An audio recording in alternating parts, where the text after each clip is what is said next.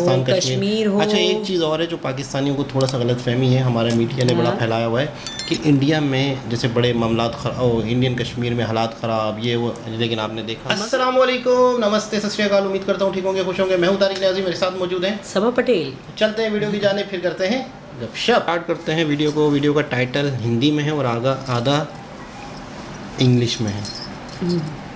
Karen valley Kashmir.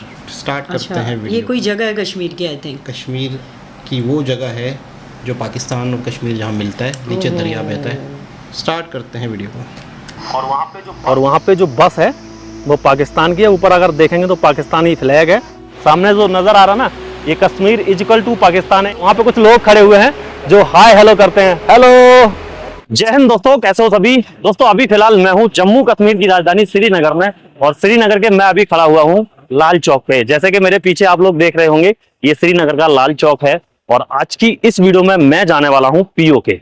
जी हाँ, सही सुना आपने। मैं जाऊंगा आज कैरन वैली, जिसका एक हिस्सा जो है वो अपनी इंडिया की तरफ है और दूसरा हिस्सा जो है वो पीओके की तरफ है, जिसका मतलब है पाकिस्तान ऑक्युपाइड कश्मीर। तो आज हम वो आप लोगों को दिखाने वाले हैं। यहाँ से लगभग 150 किलोमीटर की दूरी पे वो पड़ता है, पुखवाड़ा डिस्ट्रिक्ट में। तो सबसे पहले हम यहाँ से चलेंगे पुखवाड़ा, और उसके बाद आज आपको दिखाएंगे कैरन वैली। तो किस तरह से वहां पे जाते हैं और क्या उसका प्रोसेसिंग है, आज की इस वीडियो में हम आपको दिखाने वाले हैं। तो चलिए आज की इस वीडियो को हम लोग शुरू करते हैं।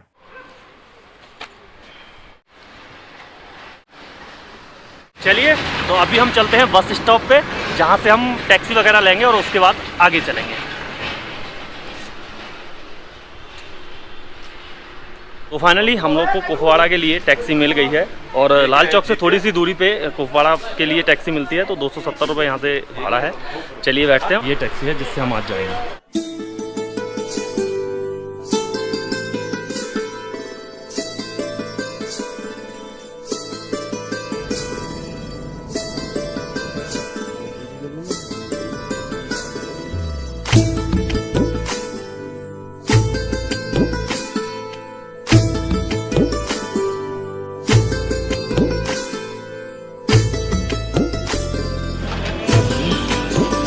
फिलहाल मैं अभी पहुंच चुका हूं कुपवाड़ा, और कुपवाड़ा के मैं भी खड़ा हूं टैक्सी स्टैंड पे। सबसे पहले हम यहां से जाएंगे पुलिस स्टेशन, जहां पे कैरन वैली जाने के लिए हम लोगों को परमिशन लेनी पड़ेगी। जिस तरह का यहाँ पे टैक्सी स्टैंड है, और पहले हम परमिशन लेने के लिए जाते हैं, बाद में फिर हमें यहीं पे आना है। उसके बाद फिर हम देखेंगे यहाँ से कि कौन सी टैक्सी वगैरह जाती है कैरन वैली के लिए।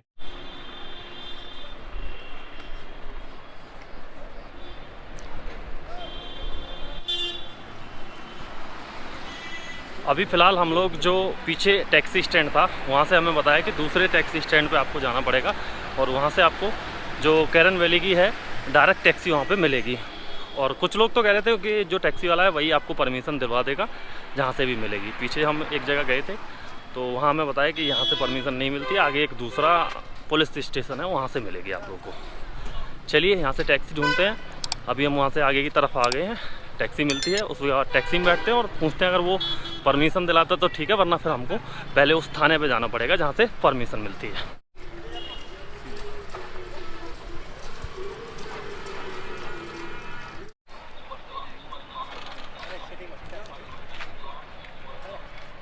यहाँ पे हमने टैक्सी वाले से पूछा, तो टैक्सी वाले ने हमें बताया कि यहाँ से आप जाइए कलालपुर, वहाँ पे पुलिस स्टेशन में जाके आप परमिशन बनवाइए, और फिर उसके बाद हमें कॉल कर देना, मैं उधर ही आ रहा हूँ, तो आपको रास्ते से वहाँ पे पिकअप कर लूँगा।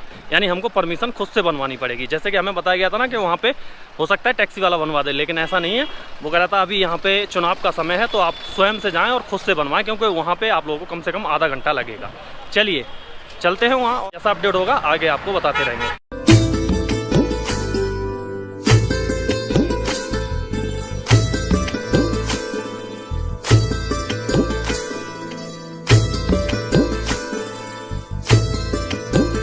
अभी फ़िलहाल हम लोग पहुंच चुके हैं करालपुरा। हमें जाना है पुलिस स्टेशन। उससे पहले हमें फ़ोटो स्टेट कराना था अपने आधार कार्ड का। तो यहाँ एक दुकान हमको मिली है, तो यहीं पे फॉर्म वगैरह मिल जाएगा, यहीं से हमारा फ़ोटो स्टेट भी हो जाएगा। भाई ने हमसे पूछा आपको कहाँ जाना, हमका कैरन वैली। तो अभी फॉर्म भरते हैं, फ़ोटो स्टेट कराते हैं, फिर चलते हैं थाने में, और फिर वहाँ से परमिशन लेते हैं। जो यहाँ का है, जो चलता है आपका नंबर यहीं पे चल रहा है। फाइनली हम लोगों को परमिशन मिल गई है। मैं परमिशन लेने के लिए अंदर गया था, तो मुझे ऐसा लगा कि हम सेंसिटिव एरिया में जा रहे हैं, तो पता नहीं कितनी वहाँ पे दिक्कत होगी और किस तरह से ये लोग परमिशन देंगे। लेकिन उन्होंने कुछ नहीं पूछा, मुझसे पूछा आप कहाँ से आए, मैंने बता दिया यूपी से आया हूँ। कहाँ जा रहे हैं, कैरन वैली। क्यों जा रहे हैं, तो बता दिया घूमने के लिए। उसके बाद और कुछ नहीं किया। बाद में उन्होंने यहाँ पे थप्पा लगा दिया, आप लोग यहाँ देख सकते हैं, ये वेरिफिकेशन हो गया है, यानी यहाँ मोहर लग चुकी है। अब हम कैरन वैली जा सकते हैं घूमने के लिए। तो आपको यहाँ आना है और थोड़ी सी देर में आपका यहाँ पे परमिशन मिल जाएगी। और एक वक्त का और ध्यान रखना है, जैसे कि हम वहाँ से आए ना, तो अभी हमको टैक्सी नहीं मिली है, लेकिन वहाँ से हम बात करके आए हैं, जिस टैक्सी में हम बैठ के जाएंगे उस टैक्सी का इसमें नंबर बहुत ज़्यादा ज़रूरी है डालना। यानी आप अपनी गाड़ी से आ रहे हैं तो उसका भी डालना है, या जिस गाड़ी से भी जा रहे हैं उसका नंबर यहाँ पे डलेगा। हमने उससे गाड़ी वाले से बात कर ली थी, यहाँ हमने नंबर डाल दिया, अभी परमिशन मिल गई है, चलते हैं कैरन वैली।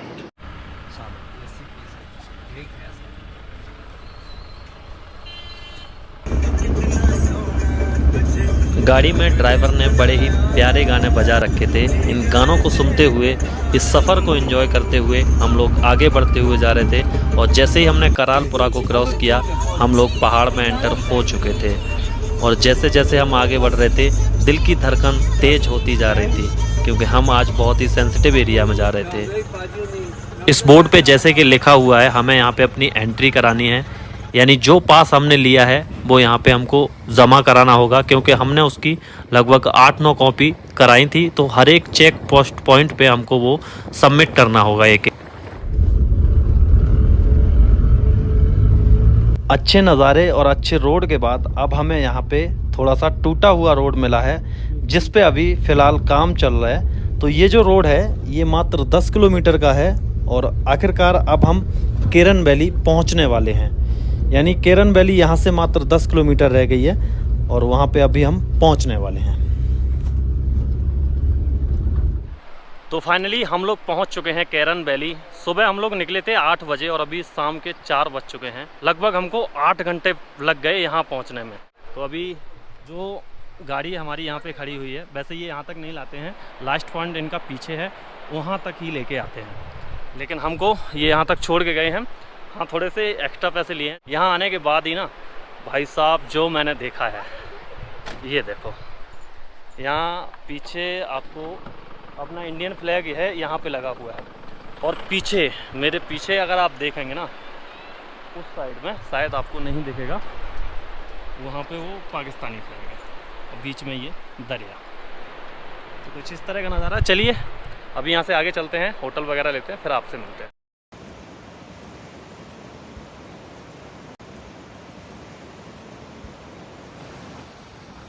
फाइनली रूम हमने ले लिया है।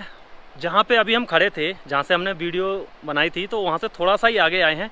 यहाँ पीछे लिखा हुआ था first post office of India. हमको लगा ये यहाँ पे पोस्ट ऑफिस है। बाद में यहाँ से एक आंटी जी ने हमको आवाज़ दी कि भैया आपको रूम चाहिए। हम कहा हाँ, तो इसी में हम लोगों ने स्टे कर लिया है। जो अभी आप देख रहे हैं ना, ये है फर्स्ट पोस्ट ऑफ इंडिया, ये है कुछ इस तरह का। और ये है यहाँ का नज़ारा, इसको हम दिखाएँगे आपको बाद में। चलिए एक बार रूम दिखा देता हूँ, रूम कैसा है। ये बहुत ही खूबसूरत भाई साहब, गेस्ट हाउस लिखा हुआ है, और सामने से यहाँ से नज़ारा दिखेगा, वो है पाकिस्तानी फ्लैग इस तरह का। और यहाँ पे ये है हमारा रूम।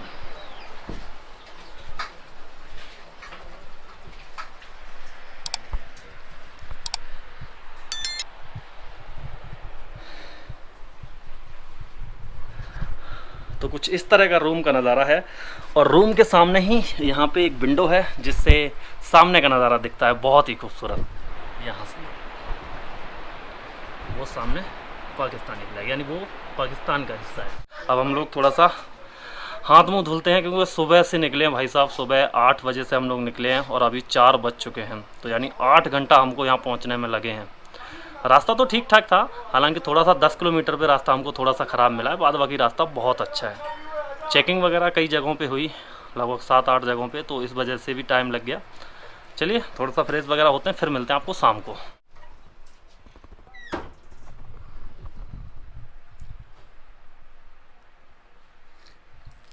शाम के समय पे हम यहाँ थोड़ा घूमने के लिए निकले हैं। यहाँ के जो नज़ारे हैं काफ़ी खूबसूरत हैं। तो अगर आप यहाँ पे होटल में नहीं ठहरना चाहते तो उसके लिए यहाँ पे टेंट वगैरह भी हैं, आप लोग टेंट में भी स्टे कर सकते हैं।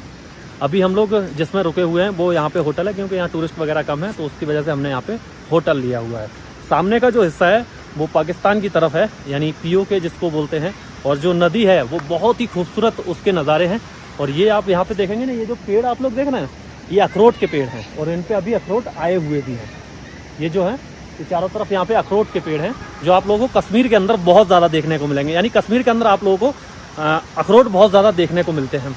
और मेरे सामने देखिए, मैं आपको यहाँ से दिखाता हूँ, थोड़ा सा मैं नदी के पास चलता हूँ, जो नदी है उसके पास चलता हूँ और वहाँ से दिखाता हूँ। ये है कुछ यहाँ का नज़ारा, ये देखिए, बहुत ही खूबसूरत। यहाँ से कलकल धारा बह रही है नदी की और सामने उस तरफ पाकिस्तान है। मैं अभी इंडिया की तरफ खड़ा हुआ हूँ और जिस तरह से हम यहाँ पे आते हैं घूमने के लिए, उसी तरह से यहाँ पे पाकिस्तान से भी लोग आते हैं घूमने के लिए। उस तरफ भी देखेंगे तो होटल वगैरह बने हुए हैं।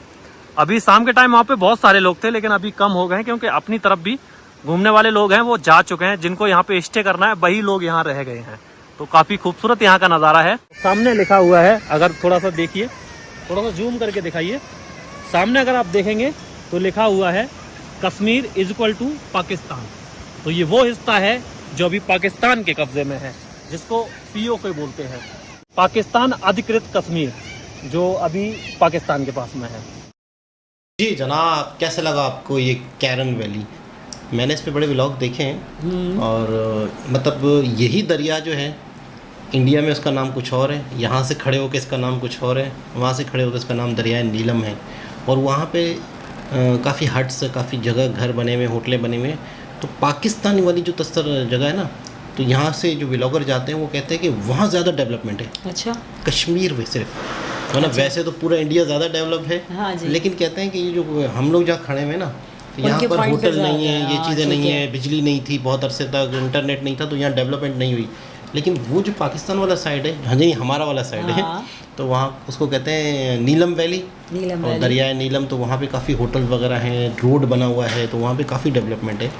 तो ज़मीन एक थी, सब एक था, लेकिन एक वक्त आया कि यहाँ का बंदा वहाँ नहीं जा सकता, वहाँ का बंदा यहाँ नहीं आ सकता, लेकिन पानी बह सकता है। हाँ, ये कह दें कि ज़मीन माँ थी, माँ है, उसके 2 बच्चे हैं जो लड़ झगड़ के थोड़ा सा तकरार करके अलग अलग मुंह फेर के बैठे हैं। अब चाहे आप पाकिस्तान से उसका व्यू देखें या इंडिया से देखें, बहरहाल खूबसूरत तो है, खूबसूरत है बिल्कुल, इसमें तो कोई शक और कश्मीर कश्मीर है। और हम समझ लें एक माँ के 2 बच्चे हैं, वो जिस दिन मिल गए, और इंशाल्लाह मिलेंगे ज़रूर, ये मुझे यकीन है पूरा, मिलेंगे ज़रूर। ये आप लोग भी देखेंगे और हम भी देखेंगे, और ये झगड़ा एक ना एक दिन ख़त्म हो जाएगा, हमारी यही उम्मीद है और यही दुआ है।